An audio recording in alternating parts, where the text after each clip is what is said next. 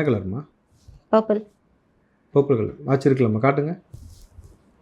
இப்போ ஸ்டாலின் அவர்கள் இங்கே தொழில் வளம்லாம் வந்திருக்கு அப்படின்னு சொல்லியிருக்காருல, பொருளாதாரத்தை மேம்பட்டுக்கின்றால, வெள்ளை அறிக்கை கொடுன்னு கேட்குறோம்.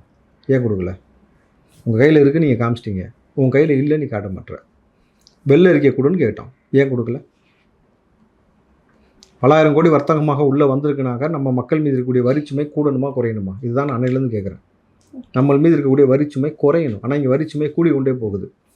சாதாரணமாக கண்ணுக்கு தெரிஞ்சு இந்த 4 வருஷத்தில் நம்ம கட்டின மின்சார கட்டணத்தை மட்டும் எடுங்களேன். 500 ரூபாய் கட்டின வீட்டில் 5000 ரூபாய் கட்டக்கூடிய சூழ்நிலை கொண்டு போய் விட்டுருக்கிறேன். இதில் சொத்து வரி, வீட்டு வரி, மின்சார வரி, பால் கட்டணம், பேருந்து கட்டணம், எல்லாத்துலையும் டேக்ஸ் அதிகமாகப்படுத்தி வச்சுருக்கிறீங்க. யோசிச்சு பாருங்கள், அரிசியோட விலை என்ன ரேட்டு போய்கிட்டு இருக்கு இன்றைக்கி.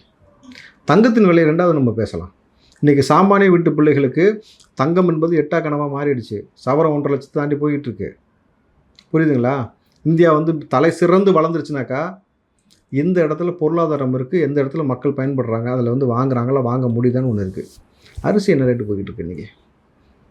ஆனால் தமிழ்நாடு முழுக்க ஒவ்வொரு முறையும் மழை வரும்போது டன்னாக அரிசி மழை நினைதா இல்லையா? டன்னாக நெல்லுகள் மழை நினைஞ்சு போகுது. ஆனால் நம்மக்கிட்ட இருக்கக்கூடிய அரிசியை இவர்கள் பதப்படுத்தி ஒரு குடோன் கட்டுனாக்கா பிற மாநிலத்தை சார்ந்த நபர்களும் பிற வர்த்தக முதலாளிகளும் சம்பாதிக்க முடியாது.